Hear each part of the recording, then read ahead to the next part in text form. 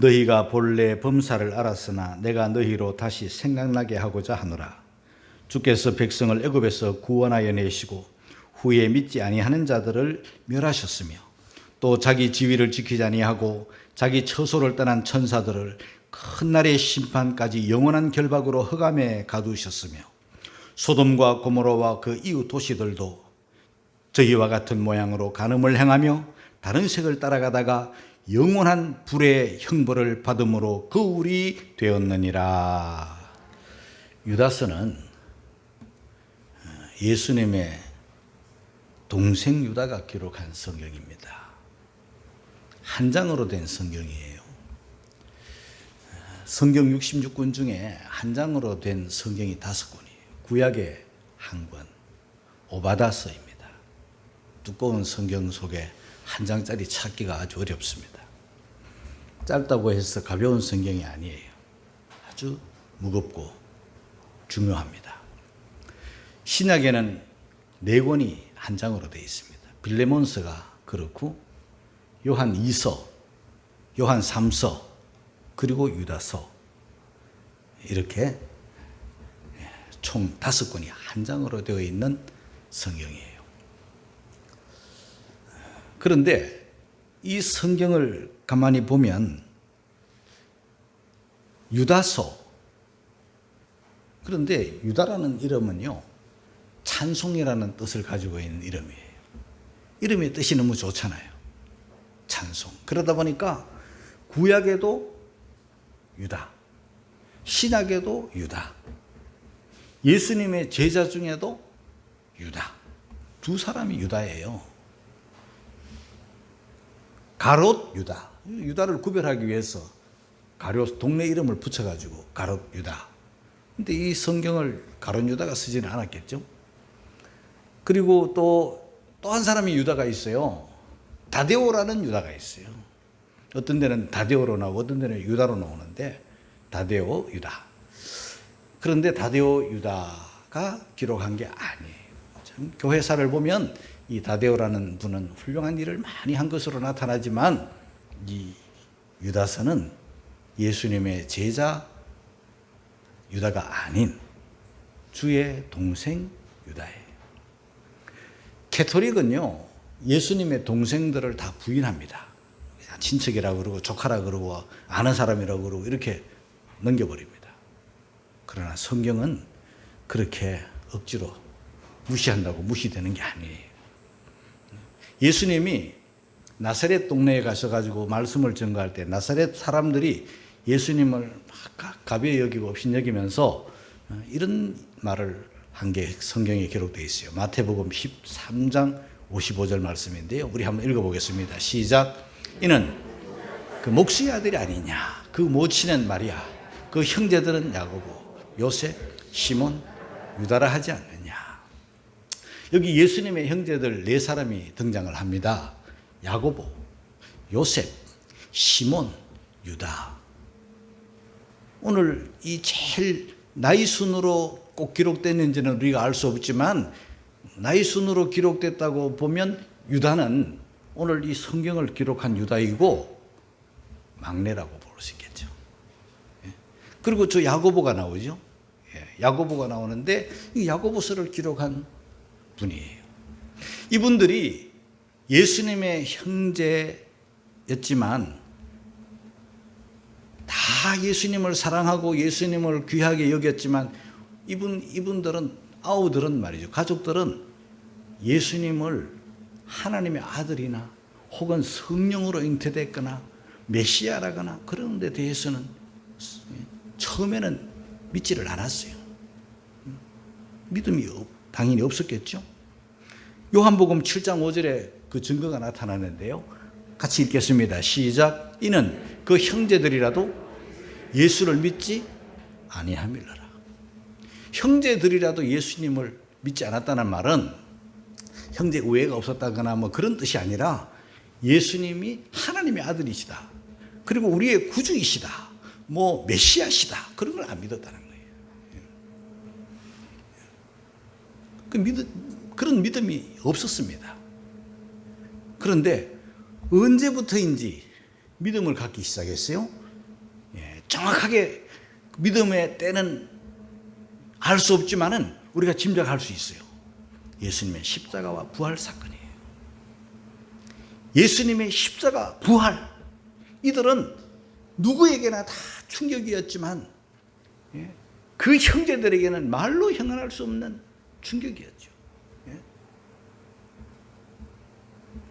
그래서 그 십자가 그리고 그 부활, 그것을 목격한 다음 그들은 예수님을 영접하는 거예요. 하나님의 아들로, 그리스도로, 메시아로 영접을 하는 거예요. 그때부터 믿음을 갖기 시작하였고, 그 형제들이 어느 현장에 나타나는가 하면은 오순절 성령 강림이 임하던 그때 그 다락방에 그들이 모여 기도하고 기도하는 사람으로 나타나요. 사도행전 1장 13절을 우리 읽겠습니다. 14절까지 시작.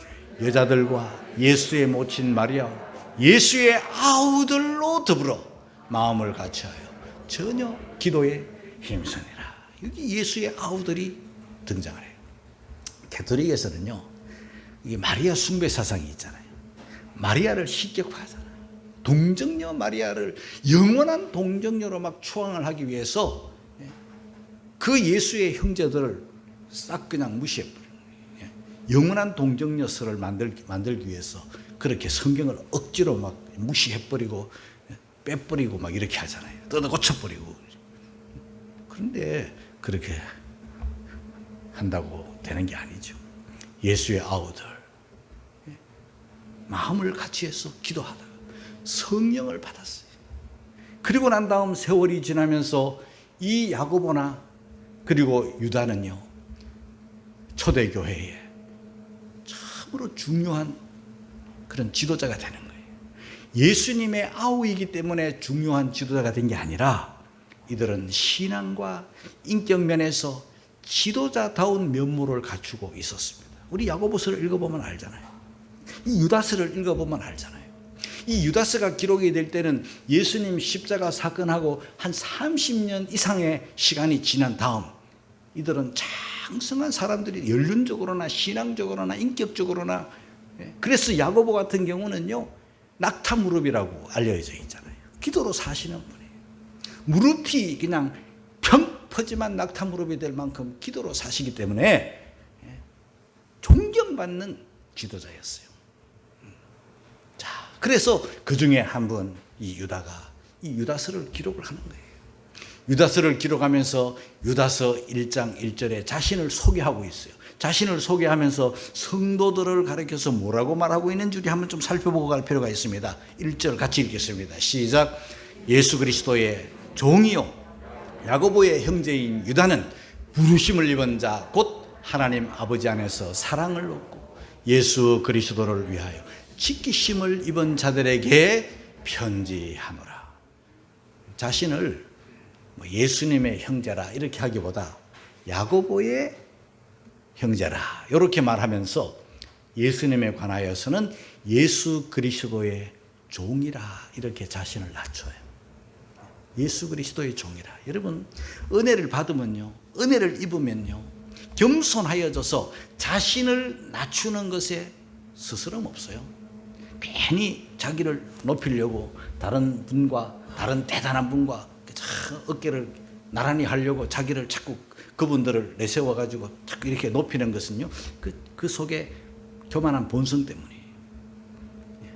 나 그 사람 아는데 하면서 이러면서 남을 높은 사람을 슬쩍 무시하면서 자기를 자꾸 이렇게 높이려는 거요. 이거 다 교만 때문이에요. 은혜 받으면, 주님의 마음을 가지면요, 사도 바울도 그렇고 야고보도 그렇고 유다도 그렇고 앞선 성도들이 그렇고 다 자신을 다 낮춰서 그 종이라는 이 뚫로스라고 하는 이 단어를 주저함 없이 사용하고 있는 거예요. 얼마나 귀한지 몰라요. 겸손한 유다예요. 그러면서 성도를 뭐라고 말을 하고 있는가? 부르심을 입은 자, 그렇게 표현을 해요. 저와 여러분들이죠. 그냥 교회에 와서 앉아 있는 것 같지만은요, 다 하나님에 의해서, 성령에 의해서 부르심을 받은 성도라는 것을 깨닫기를 주님의 이름으로 축복합니다. 하나님의 부르심이 없이는, 하나님의 소명이 없이는 여기 앉아 있을 사람 없습니다, 여러분. 아무리 전도를 하고 뭐 꼬드겨 가지고 와도 여 문 앞에까지 오지도 않고 돌아갑니다. 여기는요, 정말 아무나 올 수 없는 자리죠. 하나님의 부르심을 입은 성도, 그 예배자는 하나님의 부르심을 입은 자예요. 부르심을 입었을 뿐만 아니라 하나님 아버지 안에서 사랑을 얻은 자죠. 십자가의 사랑을 얻은 자예요. 독생자 주신 그 사랑을 저와 여러분들은 얻은 거예요. 그냥 얻은 거예요. 뿐만 아니라 그리스도를 위하여 지키심을 입은 자. 지키신다는 것은 보호예요. 하나님의 보호하심 속에 있어요.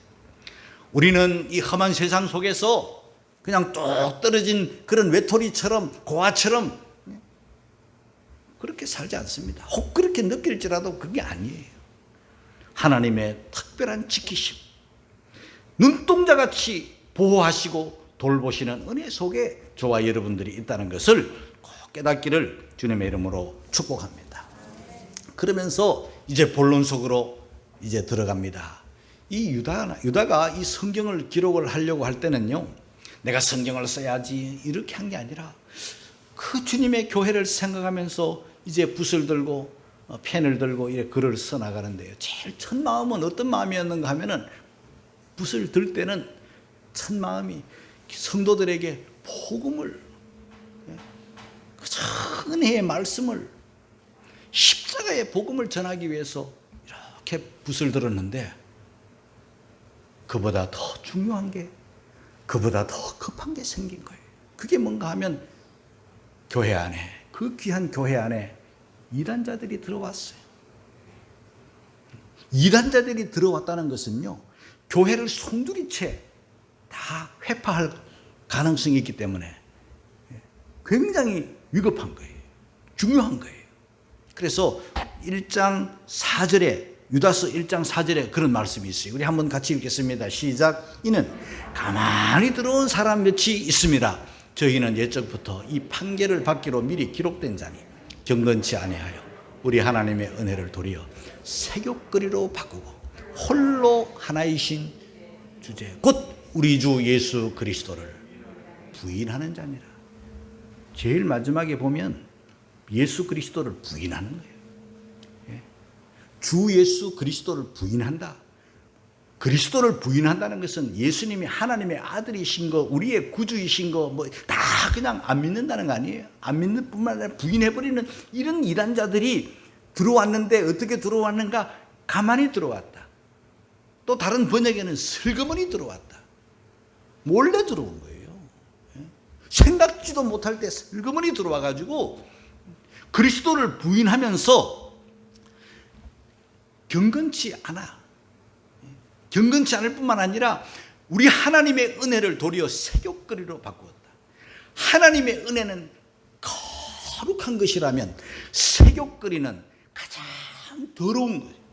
거룩함과 정반대에 있는 더러운 거, 이걸 뒤집어 버리는 거죠. 얼마나 위험한 사상이에요.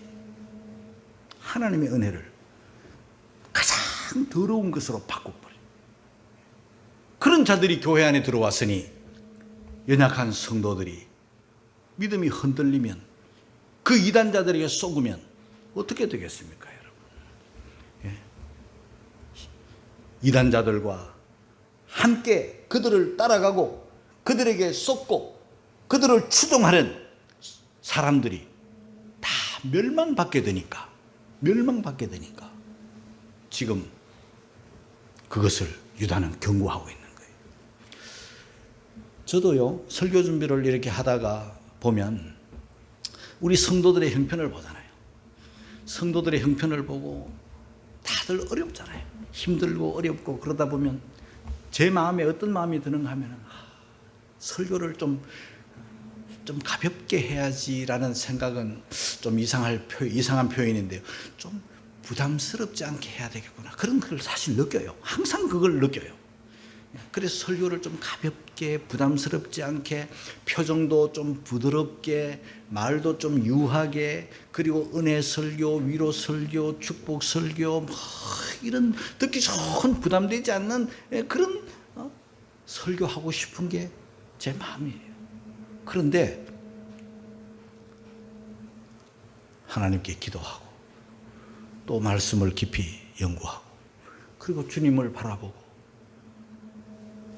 주님의 뜻을 구하면은요, 내 첫 마음이 변해요. 여러분, 부담스러운 설교를 하게 되는 거예요. 할 수밖에 없는 거예요.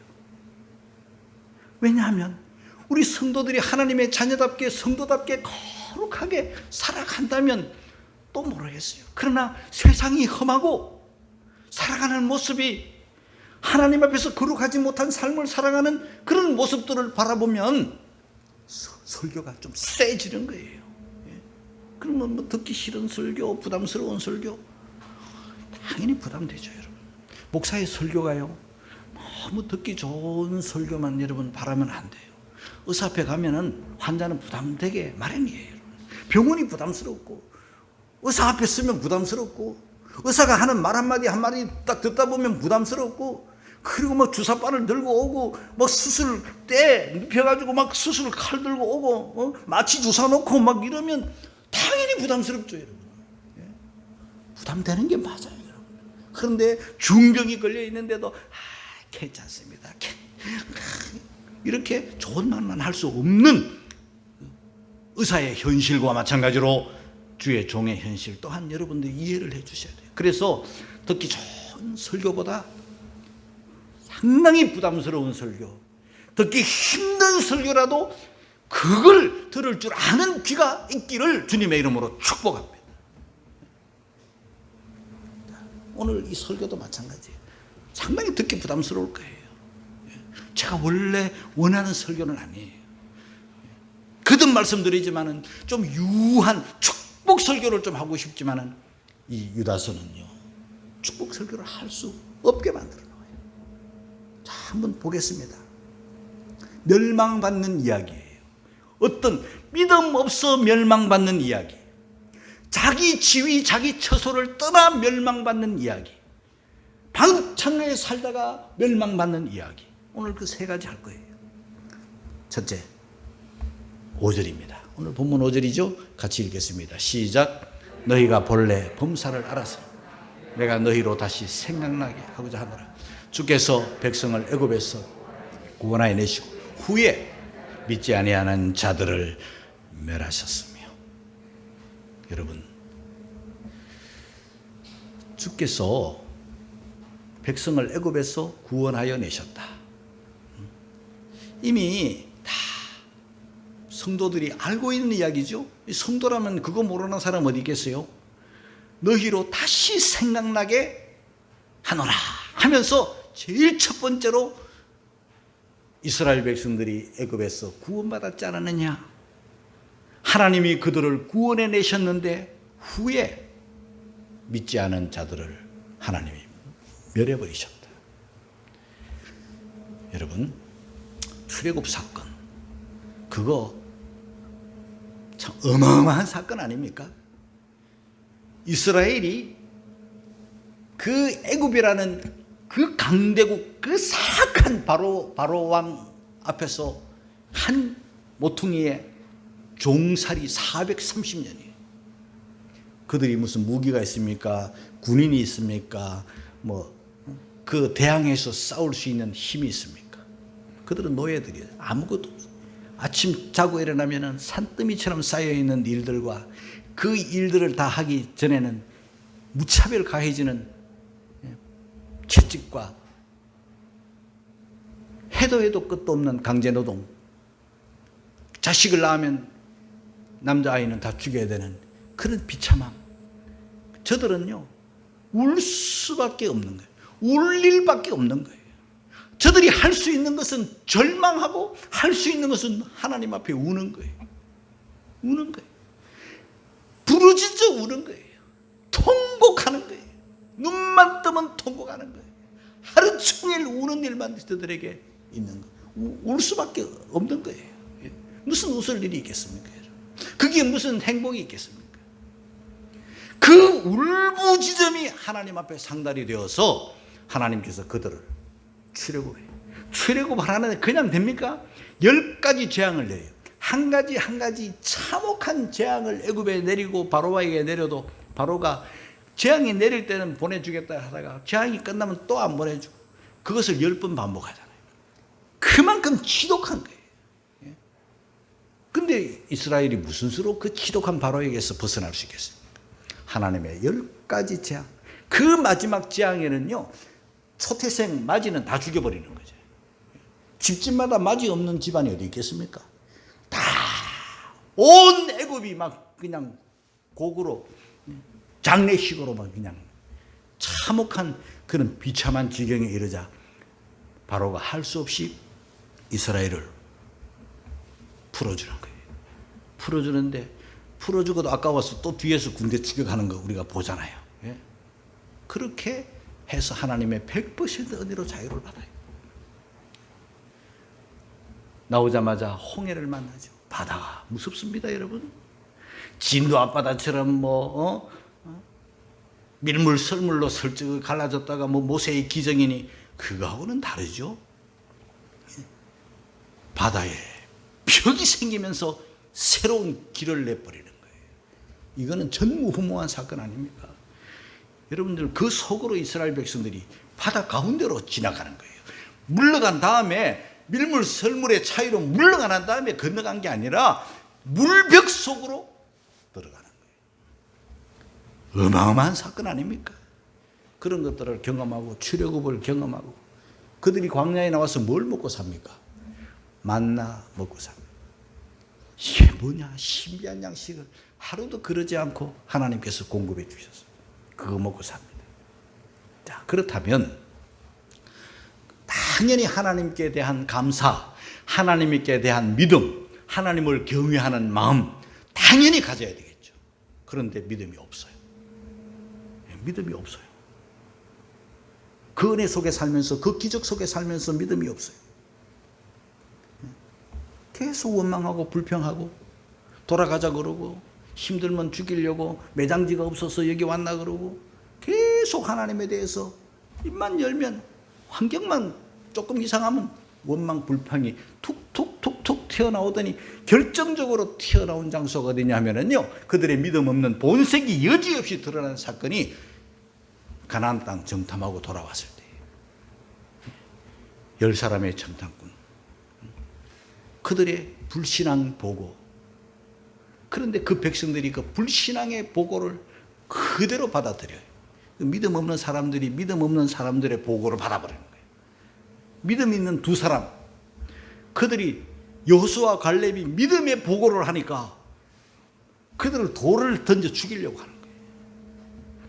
그 현장에서 하나님께서 참다 말씀하시는 말씀이 민수기 14장에 나오는 말씀이 11절, 민수기 14장 11절 한번 읽겠습니다. 시작. 여호와께서 모세에게 이르시되 이 백성이 어느 때까지 나를 멸시하겠느냐? 내가 그들 중에 모든 이적을 행한 것도 생각지 아니하고 어느 때까지 나를 믿지 않겠느냐? 믿지 않을 뿐만 아니라 하나님을 멸시하는 거예요. 어느 때까지? 그 모든 이적을 다 보면서도 경험하면서도 체험하면서도 안 믿어요. 그래서 믿음 없는 그들을 하나님이 어떻게 하셨어요? 멸하셨어요. 하나님이 멸하신 거예요. 굶어 죽은 사람은 한 사람도 없어요. 예? 다 전염병에 죽고 불뱀에게 죽고 다 병들어 죽고 광야에서 40년 뺑뺑 돌면서 다 죽은 거예요. 믿음 없으면 멸망받아요. 하나님의 은혜 속에 살면서 하나님의 기적 속에 살면서 하나님의 그 놀라운 구원의 은총 속에 살면서도 하나님에 대한 믿음을 갖지 않으면 결국은 멸망받을 수밖에 없다는 사실을 우리는 알아야 되는 거죠. 두 번째는요, 자기 지위를 지키지 아니한 천사들. 이 천사들은요, 영의 세계죠. 사람의 세계가 아닌 영의 세계, 영적 세계죠. 보이지 않는 영물이죠. 자, 우리 6절을 같이 읽겠습니다. 시작. 또 자기 지위를 지키지 아니하고 자기 처소를 떠난 천사들을 큰 날의 심판까지 영원한 결박으로 흑암에 가두셨으며. 하나님은 사람도 지으셨지만 영적 세계 천사들도 지으셨는데요. 천사들 아무리 아름답게 귀하게 지음을 받아도 피조물이죠. 그리고 그들의 지은 목적은 하나님 섬기는 일을 하고 하나님의 그 시키는 일을 하는 종으로 하나님이 지어 놓으셨어요. 귀한 천사들이지만은 피조물인 건 분명하고 해야 할 일이 있는 목적이 분명한 천사들이에요. 그런데 어떻게 했다고요? 범죄한 천사들이죠. 자기 지위를 안 지켰어요. 자기 지위를 지키지 않았다. 자기 처소를 떠났다. 하나님처럼 되려고 하나님보다 더 높아지려고 교만했던 거예요. 다 아니지만 몇몇 천사들이 그런 범죄를 저질렀어요.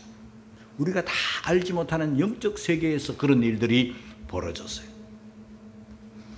자기 지위를 지키지 않았다. 자기 처소를 떠났다. 여러분, 우리는 이것을 귀담아 들어야 됩니다. 하나님은 지으실 때는 지은 목적이 있는 거예요. 목적 없이 짓는 것은 없어요. 그렇다면 그 목적을 이루어야만 되는 거예요. 자기 지위와 자기 처소를 소중하게 여길 줄 아는 그런 사람이 되어야 되는데, 이 범죄한 천사들은 피조물인 것을 망각한 거예요. 자기가 어떤 존재라는 것을 망각한 거예요. 그래서 자기 지위를 떠나고 자기 처소를 떠났어요. 버렸어요. 지키지 않았어요. 이것을 베드로후서 2장 4절은 이렇게 말씀하고 있습니다. 다 같이 읽겠습니다. 시작. 하나님이 범죄한 천사들을 용서치 아니하시고 지옥에 던져 어두운 구덩이에 두어 심판 때까지 지켜야 하시라. 여기 용서치 아니하시고라는 이 말씀은요, 하나님이 아끼지 않았다는 거죠. 사실 그래요. 인간도 이게 흙이잖아요. 이 원재료가 흙이잖아요. 흙으로 지음을 받은 인간이 하나님의 은혜에 의해서 지금 살아가고 있는데, 인간이 인간답지 못하면요, 흙이에요. 아끼지 않아요. 용서치 아니하시고, 다른 번역으로 하면 아끼지 아니하시고, 하나님이 천사들을 아끼지 아니하시고, 범죄한 천사들, 자기 지위를 지키지 아니하고 자기 처소를 떠나버린 피조물인 것을 망각하고 창조주와 비길이라. 얼마나 교만한 거예요. 그 교만하고 위치, 지위, 처소 이런 것들을 소홀히 여기는 천사들을 아끼지 아니하시고 용서치 아니하시고 어떻게? 지옥에 던져버려요. 어두운 구덩이에 두어서 심판 때까지 가둬버리는 거예요. 사랑하는 성도 여러분, 우리는 이런 피조물 범죄한 천사들을 다루시는 하나님의 모습을 보면서 저와 여러분들도요, 그 자기 위치, 지위, 자기 신분, 자기 자리, 자기 처소 이것들을 정말 소중하게 여겨야 되는 거예요. 우리는, 하나님은 각자의 가정을 주셨잖아요. 가정은 소중한 거잖아요. 그리고 하나님은 교회를 주시잖아요. 가정과 교회는요, 얼마나 소중한 자리인지 모르죠. 가정의 가장으로서 그 위치, 그리고 그 지위, 그 신분, 그걸 망각해버리면요, 가정이 어떻게 되겠어요? 교회, 목사라는 신분, 목사라는 지위, 목사라는 처소, 이 목회의 일을 해야 될 목사가 목사답지 못하면 어떻게 되겠어요? 교회가 엉망진창 될 거 아니에요? 그러면 하나님께서 그들을 그냥 두시겠어요? 잠시는 그들을 그냥 두실지 모르지만은요, 범죄한 천사들을 아끼지 아니하시고 처벌하신 것처럼 하나님은요, 자기 지위, 자기 처소를 버린 자들 하나님 아끼지 아니하세요. 흙덩어리에 불과한 거예요. 홍수 심판 보세요, 여러분. 인간이 타락해서 육체가 되면은요, 하나님이 홍수로 확 쓸어버리는 거예요. 그래서 오늘 이 설교가 부담스러운 거죠. 듣기가 좀 힘들어도 저와 여러분들이 들어야 되는 거예요. 얼마나 오늘날 많은 사람들이, 얼마나 많은 교회 지도자들이 지도자답지 못하고 성도답지 못하고 교회를 가정을 버리고 깨고 교회를 팔아먹고 별별 못된 짓을 다 하는 거죠. 하나님이 용서치 않아줘. 하나님 아끼지 않습니다. 버려버리는 거예요.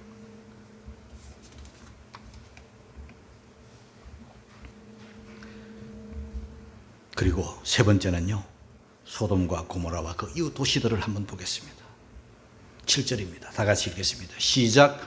소돔과 고모라와 그 이웃 도시들도 저희와 같은 모양으로 간음을 행하며 다른 색을 따라가다가 영원한 불의 형벌을 받음으로 거울이 되었느니라. 이 소돔 고모라 이야기 사건은요, 창세기 19장에 잘 나타나 있어요. 창세기 19장에 가보면은 그 소돔 고모라의 죄악으로 하나님이 심판을 내리시는데 어떻게 내리시는가? 19장 24절 이하 한번 읽어보겠습니다. 시작. 여호와께서 하늘 곧 여호와에게로서 유황과 불을 비같이 소돔과 고모라에 내리사 그 성들과 온 들과 성에 거하는 모든 백성과 땅에 난 것을 다 엎어 멸하셨다. 그 소돔과 고모라와 그 주변 이웃들의 죄악을 하나님이 보시고 기다리고 참고 참으셨다가 더 이상 희망이 없을 때, 죄악이 관연할 때 하나님께서 어떻게 하셔요? 유황을, 불을 비같이 내렸다. 여러분, 소돔 고모라 그 화려한 도시, 그 번창한 도시, 그 대단한 유명한 도시가요, 이 역사상에, 이 지구상에 소돔 고모라 없어요. 어디 갔나요? 사해바다 속에 잠겼어요. 사해바다. 유황을 비같이 내렸어요. 저는 30대에 첫 성지순례로 소돔 고모라가 있는 그 사해 부근을 갔을 때 엄청 더웠습니다. 차에 에어컨을 틀어놓고 창문을 다 닫았는데 안내자가 창문을 한번 열어보래. 창문을 한번 딱 열었더니 엄청 열기가, 더운 열기가 확 들어오면서 유황 냄새가 진동을 해서 창문을 열어놓고 있을 수가 없을 정도로 문을 닫았죠. 덥기도 하고 냄새가 아주 악취가 나요. 유황 냄새. 지금은요, 이 사해가 세월이 많이 지났잖아요. 그 유황 불비가 내릴 때를 계산하면 지금으로부터 4,000년 전이잖아요. 4,000년 전에 그 사건에 유황 불비가 내려가지고 그 소돔 고모라 그 이웃 도시들이 다 사라지고 유황불에 다 녹아내렸는데요. 그게 지금 4,000년이 지난 다음에는요, 사해 바다만 존재하죠. 죽음의 바다 존재. 그리고 그 현장에 가보면요, 지금 현재 사해 바다보다 그 주변의 그 넓은 땅이 전부 다 소금과 뻘과 이런 걸로 그냥 어마어마한 큰 지경이 그렇게 되어 있는 거예요. 유황같이 된 거죠. 심판의 거울로 남잖아요. 얼마나 죄가 많았는가? 창세기 13장 13절을 읽겠습니다. 시작. 소돔 사람은 악하여 여호와 앞에 큰 죄인이었다. 보통 죄인이 아니죠. 큰 죄인. 이 정도쯤 되면요, 인간이 짐승보다 더 악해지는 거예요. 예? 짐승보다 더 악해지는 거죠. 인간이 어떻게 이렇게 악해질 수 있는가? 보통 죄인 아니에요. 큰 죄인. 소돔 사람은 악하여. 그리고 창세기 18장 20절 다 같이 읽겠습니다. 시작. 소돔과 고모라에 대한 부르짖음이 크고 그 죄악이 심히 중하니. 의사가 암덩어리 고치려고 배를 탁 갈랐을 때 아주 그냥 확 퍼져가지고 손도 댈 수 없을 때 심히 중하여 회복이 안 되는, 수술할 필요도 없는, 그냥 사망, 끝, 멸망이죠. 영원한 불의 형벌을 받죠. 그래서 그들의 죄악이 뭔가 7절에 보니까 간음을 행하며 다른 색을 따라가다가 영원한 불의 형벌을 받음으로 거울이 되었다. 다른 색을 따라갔다, 간음을 행했다. 이 다 성적인 범죄예요. 동성연애가 아주 만연한 거예요. 짐승보다도 더 못한 행동을 그들이 하고 사는 거예요. 노아 시대에, 소돔 고모라 시대에 이들이 이렇게 범죄를 했어요. 베드로 후서 2장 6절을 한번 읽어볼까요? 다 같이 읽겠습니다. 시작. 소돔과 고모라 성을 멸망하기로 정하여 죄가 되게 하사 후세에 경건치 아니한 자들에게 본을 삼으셨다. 오늘 유다서에는 거울로 본을 삼았다. 참혹한 현장을 바라보면서 역사에 사라져버린 소돔 고모라와 그 이웃 도시들을 바라보면서, 그리고 화산재가 덮쳐가지고 순식간에 멸망해버린 저 폼페이 도시를 바라보면서 우리가 어떻게 본이 되고 거울이 돼야 돼. 이래 살면 안 되는구나. 여러분, 눈을 열어 주변을 바라보면 지금 오늘 우리들이 살아가고 있는 이 세상이 노아의 때와 같고 롯의 때가 바로 소돔 고모라 때 아닙니까? 예? 이단자들이 들어와서 교회를 어지럽히면, 이단자들에게 속아 이단자들에 따라가서 이단자들을 추종하는 자들은요 다 멸망당하는 것을 이 유다서가 말하면서 그들의 죄악을 따라가면 믿음 없으면 망한다. 지위 처소를 떠나면 망한다. 그리고 타락하면 망한다. 이걸 말씀하고 있는, 말씀하는 이유가 뭡니까? 본이 되고 거울이 되라. 저와 여러분들의 주어진 삶이 뭡니까? 거룩이, 경건이에요. 하나님의 말씀은 거룩한 말씀이에요. 이 말씀을 왜 주셨습니까? 성령을 왜 주셨습니까?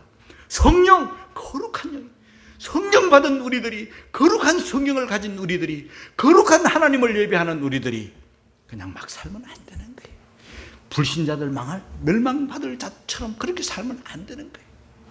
믿음으로 살고 거룩하게 살고, 행여나 실수로라도 요만한 죄를 지으면 큰 죄를 지은 양 벌벌 떨면서 하나님 앞에 용서를 구하면서 회개하면서 사는 그런 우리들이 되어야 되는 거예요. 회개하지 아니하고는 이 전염병이 떠나지 않아요. 여러분, 왜 왔습니까? 전염병이. 이 전염병이 왜 이렇게 2년 동안이나 아주 그냥 우리 곁에 아주 그냥 계속 있을 것 같이 이렇게 하고 있습니까?